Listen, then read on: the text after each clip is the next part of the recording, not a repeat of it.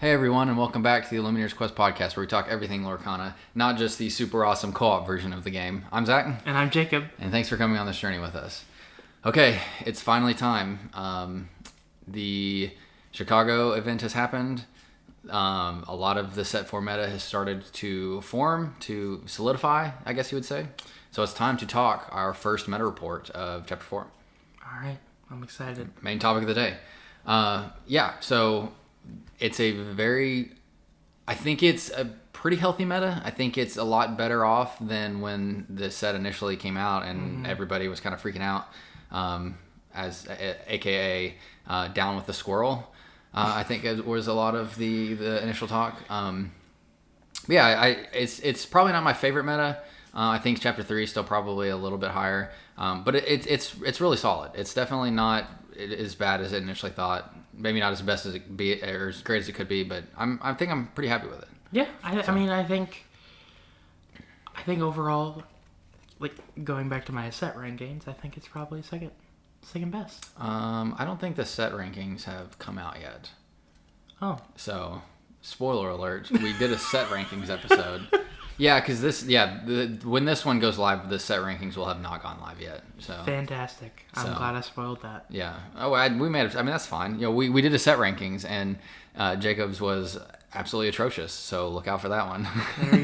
There you go. Anyways, as always, everyone, we'll go ahead and jump into it here. Thanks for listening. Thanks for supporting. Thanks for always being here with us. If you're wanting to support the podcast, the easiest way to do so is when you're buying your singles through TCG Player. If you use our affiliate link, either found in the description below or on our social pages on X/Twitter, or on the YouTube video comments, or on the text of the episode on any of your major podcast networks, you can use that to buy all your singles, and you can help support the show. So with that said, let's go ahead and jump into it. And I say that neither one of us, before we started recording, talking about I have one. Card of the Week. Okay, good, because I don't know what I was going to say. So, Card of the Week, it's your turn. Chinpo, yep, okay. All right, so 5 costs, Inkable, 4 strength, 7 willpower, quest for 1, bodyguard. Yeah, we talked about him in the we've talked about him a little bit, and I think this is coming out before our tier list episode as well, and he's on the tier list. But Chinpo is crazy. He's probably the best bodyguard, given his stat line. Mm-hmm. His stat line of 7 willpower is underrated, or is sneakily good, I guess, is the best way to put it, because most bodyguards are going to get taken out by Maui, and Maui going in one hit and taking out that bodyguard then leaves open the card that bodyguard's trying to protect. Chinpo doesn't let that happen. And so, I think he's a sneakily good card. I mean, I say sneakily again because just kind of vanilla on the surface, but the stat lines and the context around those stats are insane. So that's a great pick.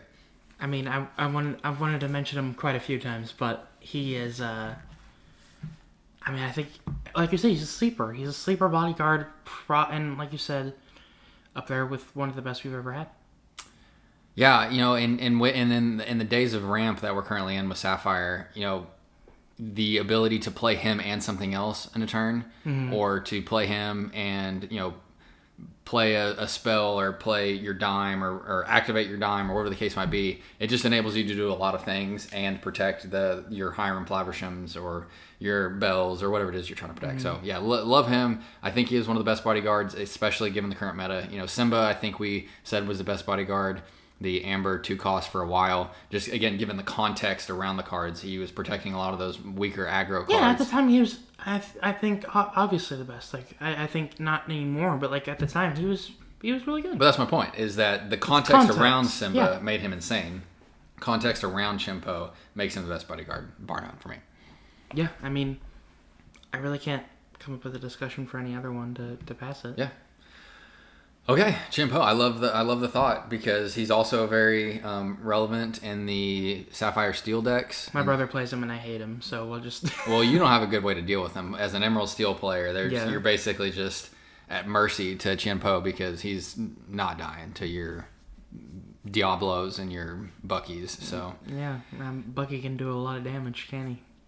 No, he cannot. So, okay, news. What's on our mind? League recap. What else do I always have in here? Any fun experience we've had? Any cards we've got? Thoughts from the past week of Lorcana? Do you have all that written down? I do. That was like my initial notes, and I haven't changed a lot of these like initial comments since we wrote it in set 1. But yeah, that's fantastic. That's all of the like the notes on what this section is supposed to be. It's usually just the news because that's normally what it is. But yeah, I mean, I think at this point for me, it's set championships. It seems forever away, but I think that the set championships are kind of a dual like purpose here now. With the sunsetting of digital play, if you will, there's not near as much reps to be had, and those reps are very important to me because I'm a newbie and I need to really play and learn and perfect, and that's the way that I do it. And so set championships to me are going to be, obviously I think very spearheaded again this time. Obviously I want to win Ursula. Obviously I want to play Matt. But maybe I'm having a lot of just, hope or unrealistic optimism.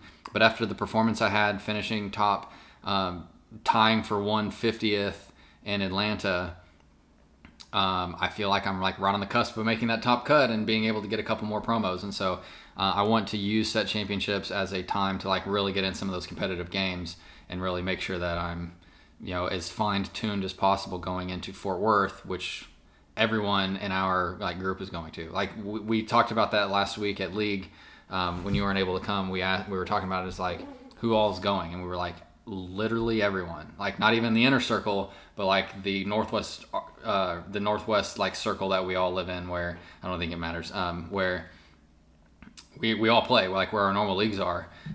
We like all of us, everyone that went to Atlanta, plus everybody that didn't go to Atlanta, plus like every player that is relatively active. Like we're all going. It's gonna be amazing. I mean, we even got Cooper, who is one of our. We call him. I mean, we can call him Inner Circle. He's one of our better. Well, he's one of the funner players to be with. And he's a little bit of a younger player, and he's able to go too with his family. Did he end up getting? Do you know for sure? I know they talked about it. I think that's definitely the plan. I know, but I don't know if they ended up getting a ticket, and I think they might have been sold out by the time that we were talking about that at League that night. I thought that was the plan. Okay. We had talked about it, but then at that point, I don't know if they had already sold out or not, and so I don't know if like that was the plan and it got fulfilled or not. But anyways, I digress. So it's crazy. At the time the set championships ended last time, and it was like I need a break. Like these things are going to start coming fast and furious, and it's going to be hard to like stay on top of. But I don't know. I'm like so re-energized. I'm like so ready to go and rock and roll, and those competitive juices are back. Obviously the set championships are the main competitive scene we have, what kind of challenges the main competitive scene we have, and set championship is more local competitive scene. So I think it's set championships are almost a practice for Lorcana challenge. I mean, that's like I said. That's what I mean. This one is very different for me in that regard. Is the set championships last time, I think were so different from a metagame perspective that I didn't get a lot of practice for the Atlanta because I played a different deck than I did in Atlanta. Mm-hmm. But yeah, I think this time the meta, as we're about to get into, is very well set in stone, and it's more like what's your play style, what do you feel comfortable with, what do you want to play. And I guess in a couple weeks we can revisit this going into the set championships and doing our set championship preview and what people should be looking out for. But I don't see it evolving a ton in the next couple weeks. And so, yeah, I think what we're about to talk about here is pretty well set in stone. And set championships is the first time for people that aren't necessarily the most competitive but want to start getting some of those reps in, for everybody to do the same as well. I mean, yeah, for sure. Well, I think so. Do you have any any news, or do you want to just jump into it? When we started this podcast, we usually disagreed on everything. Now we're pretty like evenly.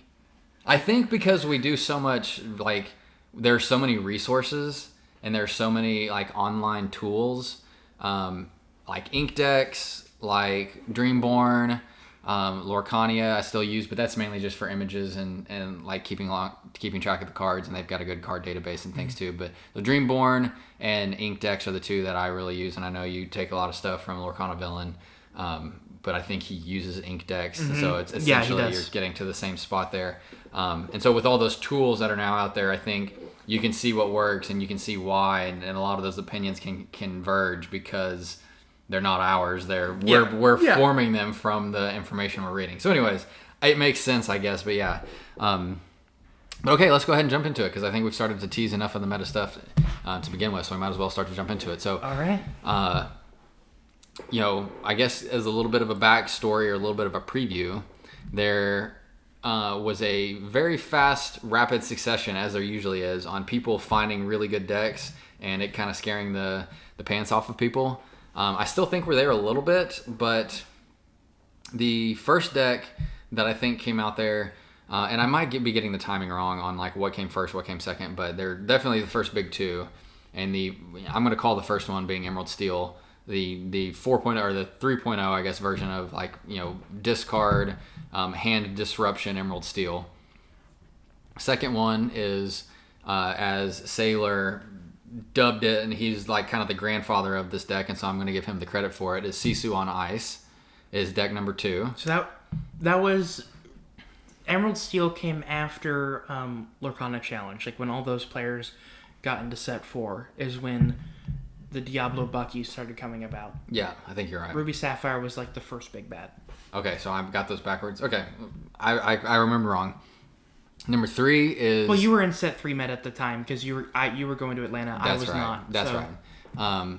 Number 3 is definitely your Sapphire Steel ramp 4.0, which we're now on because that's been around since the first set. And then lastly is definitely Ruby Amethyst 4.0, which is a very big makeover from the Ruby Amethyst perspective. So we'll just go ahead and jump into all those. I guess we can go like bottom to top because I feel like that's kind of the rankings of the decks right now anyway. So we'll start with Ruby Amethyst. We talked about this in a relatively recent episode with one of the questions from one of the listeners of the show. So shout out again, Alex. This has gone to very much a aggro deck now. Ruby Amethyst and aggro don't usually go together, but that doesn't make sense to me still. But yeah, and I don't know. And again, it's not like aggro in the true sense of aggro, where you're getting out turn 1 and you're trying to quest a bunch, and you're getting out turn 2 and you're trying to quest a bunch. But Flynn Rider, Frenemy. That's not easy to say fast. I thought you were gonna say like friend like me. I was ready. No, Flynn Rider Yeah, see, I can say Flynn Rider Frenemy very fast and see what happens. Flynn Rider Frenemy. Say it again fast. Flynn Rider Frenemy. Faster. Flynn Rider Frenemy. See? I gotcha. Okay. Okay, so you're about to feel real bad. A little bit. Okay. So he's not your typical aggro card, but again, Flynn Rider has the ability that says whenever one of your characters has more strength than all opposing characters, gain 3 lore at the start of your turn. And so you have to get out quick, because if you don't you get out quick with a bigger body, and it's relatively easy to get out quick with an Amethyst big body, because you have Snake that has 3 strength, and most other decks that are being played right now don't have 3 strength on turn 2 or 3. Then you've got Snake with 4 strength on turn 3. And 4 strength on turn 3 is very unheard of for just about all of the cards that are currently in the meta. Then you've got Maui, obviously, on turn 5. That is, I think, the second most strength of any card played in general. You've obviously got Maleficent Monstrous Dragon in a few of the lists. And so, again, you've got a lot of cards that's late in the game and probably doesn't matter near as much. But the point I'm trying to make is there's a lot of cards with a ton of strength that buff Flynn and make you get that passive 3 lore every turn. And I said that again, passive 3 lore every turn if you're not able to check Flynn.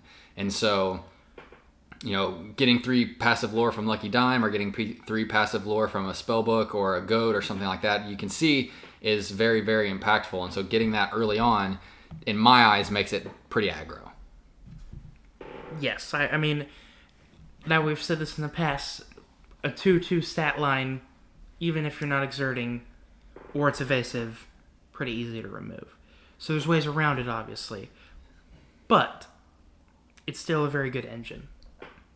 Yeah, and again, as we're talking through those are the 4 decks, and I don't remember everything we've said or when we've said it or if we've said it on the podcast or not. But those are the top 4 decks, and those top 4 decks sit like head and shoulders above the rest of the meta. It's a steep mountain. Yeah, it's a very steep mountain. So when we're talking about the comparisons, we're pretty much going to be talking about the comparisons between those 4 decks. And so when you look at the meta, it loses relatively handily to Emerald Steel, or that's at least like the thought process, because the Bucky stuff's going to do a lot of hand disruption, and while there is a decent amount of card draw in Ruby Amethyst, Friends on the Other Side gets ripped by Ursula. There's not the card advantage you have to balance everything a ton necessarily, because maybe a lot of that's getting depleted, and then on top of that they have the Steel songs like Let the Storm Rage On, Strength of a Raging Fire, Along Came Zeus, and all of the stuff like that to deal with the Flynn, and they can all deal with it pretty early. So even throwing Bruno in there too. We don't talk about Bruno. Yeah. I mean, if you're like super desperate, then sure. Get rid of it and do what you need. I think the same goes for the Sapphire Steel game. They're running a lot of like Fire the Cannons and Babooms these days so that they can't get ripped for early game Diablo removal, and so you've still got that same thing to do with Flynn if he comes out. I think it's got a very favorable matchup into the Ruby Sapphire. Ruby Sapphire doesn't really have a good answer outside of Brawl, and if they're taking their entire turn to Brawl your Flynn, then you can develop a castle, you can develop a goat, you can develop a Minnie Mouse Surfer. There are just so many other options then that you can keep doing to create more board pressure while all they're doing is playing defense. And so as a Ruby Sapphire player, that's definitely the one deck that gives me the most headaches and gives me the most or makes me the most fearful of whatever said matchup, because everything else I feel pretty well into. No, Ruby Amethyst, I think one of the best things always about it is like there's a lot of flexible spots. It's really it all depends on your play style. Your personal play style. Yeah, there are definitely other Ruby Amethyst options out there right now, but I think that has the ability to get out quick, to get to that like 12-13 lore. And anytime you're playing Amethyst and you're at 12-13 lore, there's always a ton of pressure to start going, because Goat Bounce, castles, and all of the other passive lore gainers that they have available to them get very scary. So yeah. Okay, that's Ruby Amethyst. I don't think I really missed anything there. Flynn, you definitely want to go with him. Brooms and Churnabox followers on 1. You've got your bounce package, your snakes, your foxes, your goats, your rabbits, throwing a crab or 2 in there. You've got the Queen's Castle. We kind of talked about this, but not a ton of people are teching cards to check locations currently, because Queen's Castle is really the only one being played currently. And so, yeah, even a Maui, again, can't take out a Queen's Castle by itself. With Ruby Amethyst themselves running Brawl as well, that really checks the Hiram Flavershams really early on, so they don't get a lot of draw. And if they're gone, you can't Hiram plus Maui into a Queen's Castle to take it out. And then you've got, your later game Medusas and Tremaines and Be Prepared, and again, all of the more, mid-rangey type cards. And so that's why it's kind of weird to say it's aggro, because its real win condition is get out with Flynn fast and go. But then it obviously does have some of those more mid-range type cards in there as well. So I think that anything I missed on Ruby Amethyst there that we need to finalize before we move on. No, I think you hit the nail on the head. Now you're making me your word problems contagious now. I'm glad I moved it over to you. Okay, so next one, Sapphire Steel. I think, in my opinion, this one got upgraded more than any other deck. I know that's weird to say because we'll get to Emerald Steel, but I think, like, as far as like upgrades to the deck, this one made the largest jump up as far as like making it truly better. And I'll tell you why. I can touch on it right now. I think Emerald Steel is better, but I also think it's just very different. I think Ruby Sapphire is better, but I think it's also very different. I think you're taking out good cards and putting other good cards. I think Sapphire Steel, you're taking out some decent mediocre cards and you're putting in better cards. And that's why I think it's a lot better. And, again, not taking away from anything from the other 2 decks, but I think this one made the largest jump forward. In what it was already doing. Yes. Previously, Sapphire Steel was just getting obliterated by Ruby Sapphire. Like, it had very little to no hope of winning that matchup, right? Mm-hmm. Like, it was not going to win. The Ruby removal is going to dumpster the Sapphire Steel decks late game. You can't really a whole new world because the Ruby decks have quills as well, or the Ruby Sapphire decks have quills as well, and so they can deplete their hand and ink and take advantage of that ramp and those new cards as well. But now you've got Fortisphere that, so making it where you don't have to whole new world if you don't want to. You've got Aerial Treasure Collector, which is an incredible piece to it. Yeah. And then you've got, all your standard removal tools that are incredibly impactful. And with the Ruby Sapphire now running Sisu, that's in range of getting Zeused, and that's in range of being directly removed as well. And so that makes it a little bit problematic if you don't have a dime on board to play that late game. So with all that said, I think the upgrades to Sapphire Steel are insane. I think it's one of my favorite decks of the set. I've always been a Sapphire Steel fan. I've played it on and off since set 1. And so, yeah, I think its upgrades have really, really, really made it, kind of, it's always been on the fringe to me. It's always been of those like, oh, those are kind of like the outsiders looking in, but it's a really great deck and you have to be really good to play it. But now I think it's like, it's time for the main stage. That's the way that it seems to me, at least. Yeah, I think now it's finally getting its due, like you said. It continues to just creep. Set 1, it was really fun with Bell in a Whole New World. Set 2, I played it in one of the local tournaments against Ruby Amethyst, but Ruby Amethyst just dumpstered everything in set 2.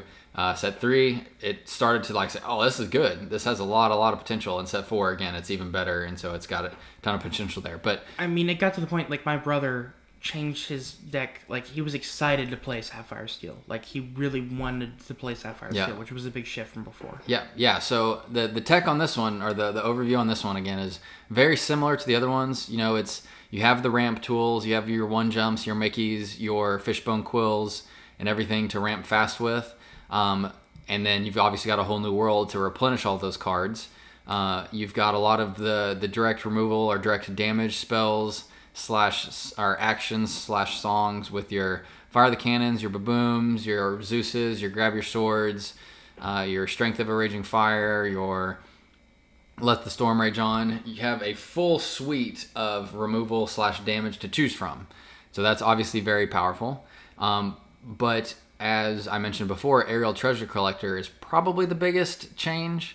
And again, it was already really good against a lot of matchups, but that was the one it just pretty much auto lost to. And so now that you have Aerial Treasure Collector, there is actually a world where you can really compete against Ruby now. Mm-hmm. With Aerial Treasure Collector being the 6-cost uninkable 3/4 stat line that has Ward. And so I'm going to pause on that one for a second because Ward dodges Medusa, Ward dodges Brawl, because it has over 3 strength, or it has 3 strength, though you can't ice block Brawl it. It dodges Maleficent Monstrous Dragon because you can't target it. It dodges. It dodges Big Sisu. Yeah. It dodges Big Sisu as well for the same reason you can't get brawled. So the only way to remove it is Be Prepared, which is very situational because if you have a good board that you don't want to be prepared, then it's. You have to do it, and then it could be detrimental to you as well. Obviously dodges all the Steel Suns as well. Yeah, that's true. And then lastly, it can get removed by Tremaine, but a lot of people aren't running a ton of Tremaine anymore, and obviously then you'd have to have an empty board aside from the Aerial for that to be effective against it, and so it's very situational to get removed. If you've got a dime on board, the turn you play it, you get 5 lore potentially because its ability is whenever you have more items in play than all your opponents, she gets +2 lore, and so she normally has 3 lore as a stat line, and so that gives her 5 lore.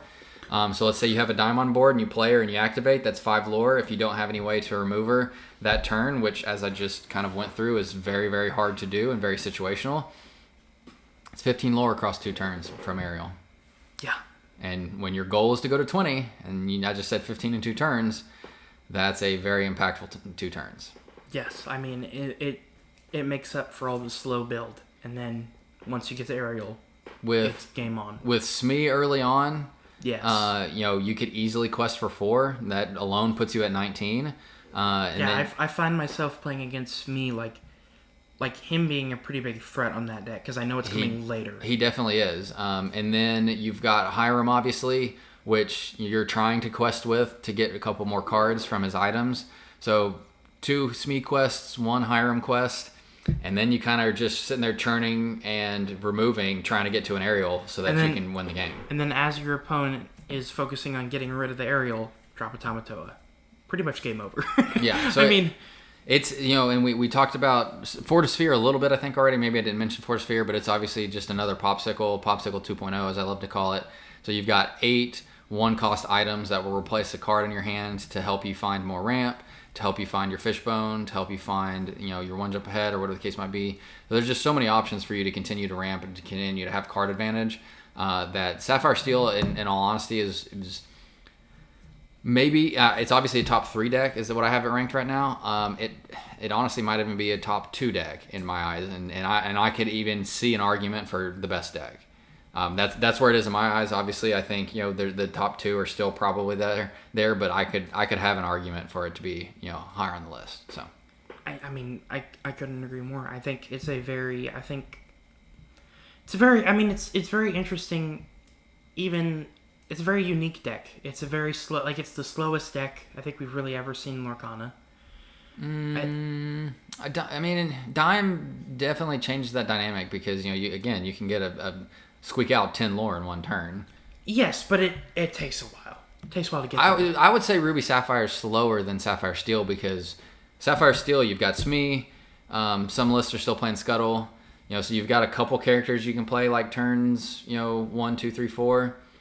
Okay. Whereas Ruby Sapphire, it's really not playing a character until you get to Hiram. And then Hiram's not really doing anything from a challenge perspective or a removal perspective. Yeah. And so you're really not interacting until you get to your Medusas and your Tamatoas and your Dragons. That's fair. And so I think Ruby Sapphire is a little bit slower, a little bit more control-y. But yeah, I think that pretty much covers it. It's the play lines or the thought process is, turn 1, Popsicle, Fortisphere. Depending on your build type or your strategy, turn 2, 1 jump or Scuttle. Turn 3, Mickey or Fishbone. Turn 4, hopefully you're either playing Hiram or you've ramped past Hiram to play Chinpo or Cogsworth so that you can sing a whole new world. And then you're just, off to the races trying to find an aerial and a dime after that. So, you keep your removal spells like your Babooms and your Fire the Cannons for your Diablos or your other pesky little characters early on. But yeah, it's a very scary deck. I played against it a couple times, and anytime your opponent gets an aerial down and you don't have anything to do with it, it's very scary because, again, you can pop off 15 lore in 2 turns and there's not a lot you can do. Not a lot. So it makes it very, very nerve-wracking to deal with. There's not a lot of answers at the moment. No, there's not. Okay, so that wraps up Sapphire Steel, I think. Any final thoughts on that one? No, I just think I honestly just really enjoy the build, the overall build of it. It's a really fun deck. I do think it's tough. It's tough to pilot, but I think it's if you get the handle on it, it's really enjoyable to play. Yeah, I think so too. The list is very different than when I played in set 3 early on when that's what I was playing. I really like the addition of the Babooms and the Fire the Cannons and stuff to deal with more early on threats. So I agree. It's a very fun deck for sure. Okay, moving on to our 2 decks now. And so how are we ranking these? I obviously think Ruby Sapphire is a little better. I imagine you obviously think Sapphire Steel is a little better. But there's nothing wrong with that. Yeah, and I think these are very, very draw dependent early on because I said but this. But I also think they're very different. Very different. Well, extremely different. I said this at the Win-A-Box that we went to, or that I went to a couple weeks ago, and I said the Ruby Sapphire Emerald Steel matchup is more or less decided on who's going to win turn 4. At that point you can really decide. You can really already know who's going to win.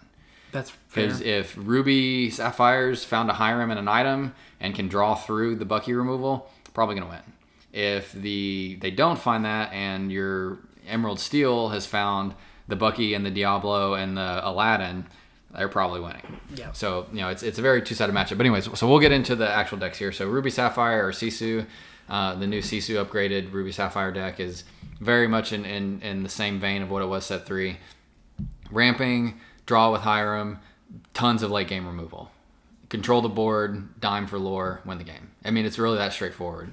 There's not a ton of crazy play lines. It's ramp, Hiram, remove, win. It's gotten to the point to where a Ruby deck doesn't need to run Be Prepared. It's doing so much removal on its own.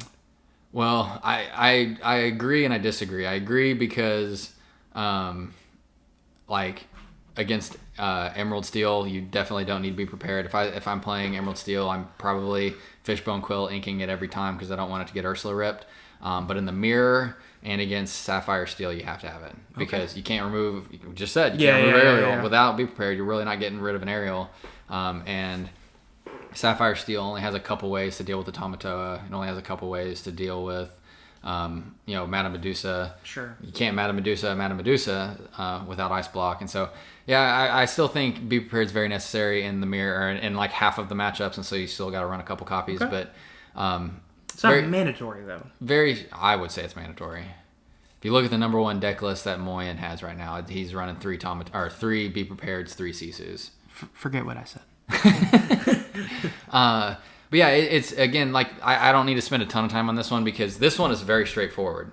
You've added Sisu, which removes all of the 2 strength and lower cards, so it's basically a one-sided B prep into the Emerald Steel matchup.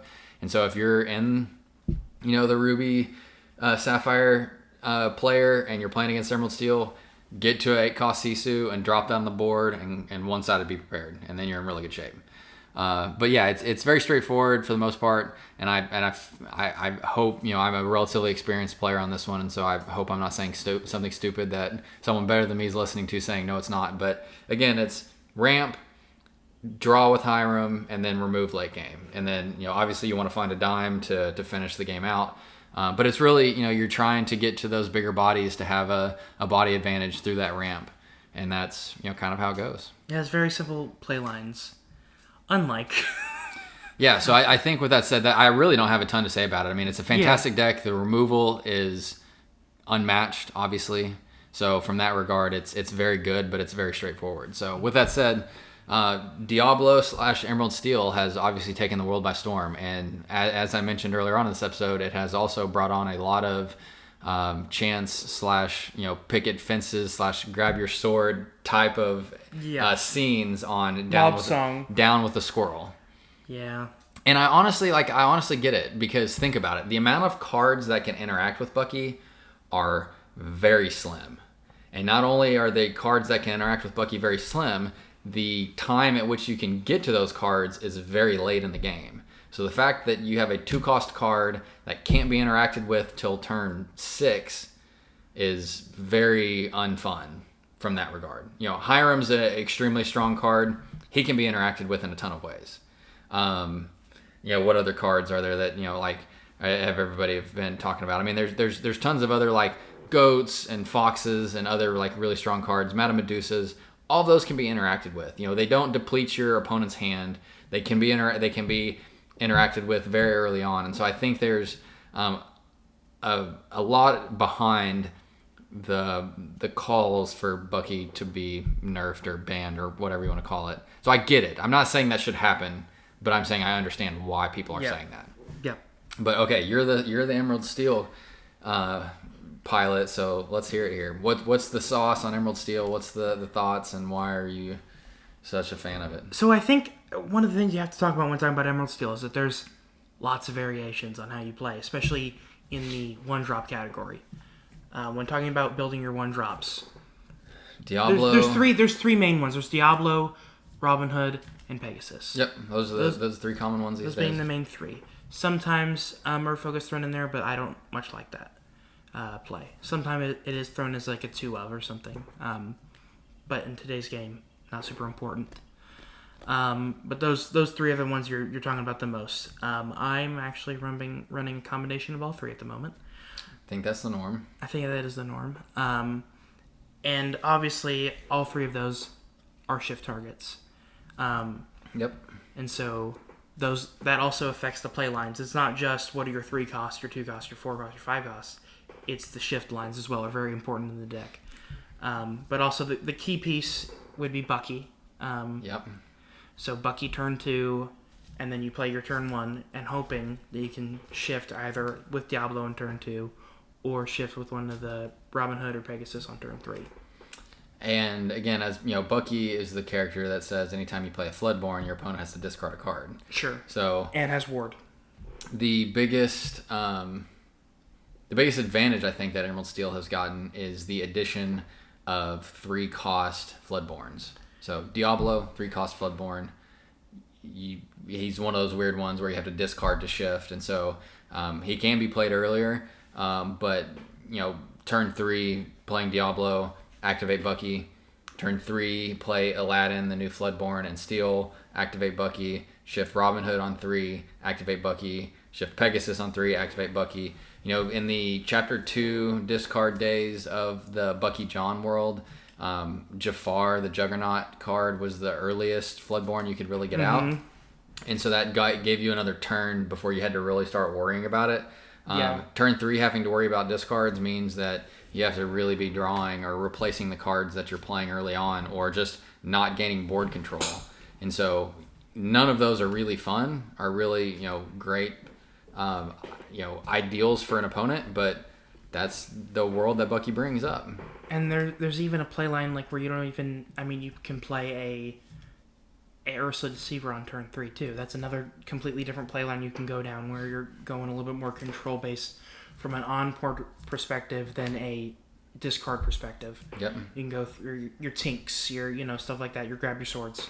There are so many branches that you can go. This is the most diverse playline deck I think there is. Even from a pilot perspective, we said Emerald Steel is really hard. I played probably 30 to 40 games of this one. It is very difficult for me because it's, which route do you go? Do you go down the Ursula Deceiver Vol route, like you said, for more board control? Do you go down the hand disruption route with Bucky and Floodborns? And I talked to this in another episode, and really all I've been focusing on is mulligans. Because I honestly believe this, you could play completely different every single game. There's so many different playlines to go down. Even I've had a game where I don't draw Bucky and I play a Morph turn 2, which isn't desired. No. But it's not a lose game situation. I would say that's the one most, obviously, if you're playing a Sapphire Ramp deck, you want a Popsicle 1, you want a Fishbone 3. Ideally, 1 jump on 2 is usually the most common ways now. I would say that's ideal. It's not game breaking. I would say you more or less have to have Bucky on 2. If you don't have Bucky on 2, then you're not disrupting your opponent. And I'd say the one exception is if you can get him out on 3 and you play Deceiver at 2.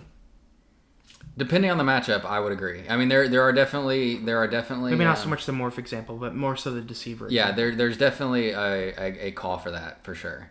But at least having a Bucky and understanding your matchup and understanding what you're trying to do. Yes, I think that you have to have a Bucky and be ready to play it when you want. If you don't get a Bucky, then it's a very low power deck in the beginning, and a lot of these more later game decks that we talked through, which I would say all of them have better power late game than that deck. Obviously, yeah, I think so for sure. Is making it where you need that Bucky out. So, but yeah, I think it by far has the most diverse play lines. Again, you've got 3 1-cost cards that you can play. That's going to very much set up your play on turn 3 and turn 4 and turn 5. So there's a lot of different lines, and they diverge very fast depending on what you're trying to do. But it's a very powerful deck. We haven't even talked about Diablo really yet. Diablo is obviously the new legendary in Chapter 4. The 3-cost Uninkable that says whenever this character is exerted and your opponent draws a card, you may draw a card as well. So, which, if you're just looking at the ability itself, may be the most powerful in the game. Very, very, very powerful card. Again, card advantage is one of the most important mechanics that you can have, and one of the most important advantages you can gain over your opponent in the game. If your opponent's trying to draw into an answer to your board of some sort, and you just sit there and you just keep going with them, and you just keep drawing with them. I think the biggest thing with that is that you're not spending ink on your turn to draw. Yeah. All you played was a body that's questing, and it's drawing just as much your opponent is. Yeah, and if you think of the ways to, like, the most effective ways to deal with wide boards being, like, grab your swords and be prepared, most of the time, those are getting discarded through your Bucky engine. And so you're not going to have those answers to a wide board. And so the most impactful games I've seen is, getting your Bucky Diablo stuff going and then playing, like, a Ursula Deceiver on, I don't know, call it turn 4, turn 5 or turn 6. Seeing your opponent's hand, either ripping that be prepared or that grab your swords, and then just going super wide after that. Yeah. Because you know that there's nothing your opponent can do because you just looked at their hand and there's nothing they can do, or in a lot of cases they don't have a hand. Yeah, so, true. It's a very, very, very strong deck. I would be very, what's the best word? I would be very conflicted at what I would say is better. I think it's. I'll say this, it's a 50-50 split, to be honest. I really think it is very 50-50 on like the Ruby Sapphire matchup. I think it has a very positive matchup into Ruby Amethyst, as I mentioned earlier in the Ruby Amethyst game.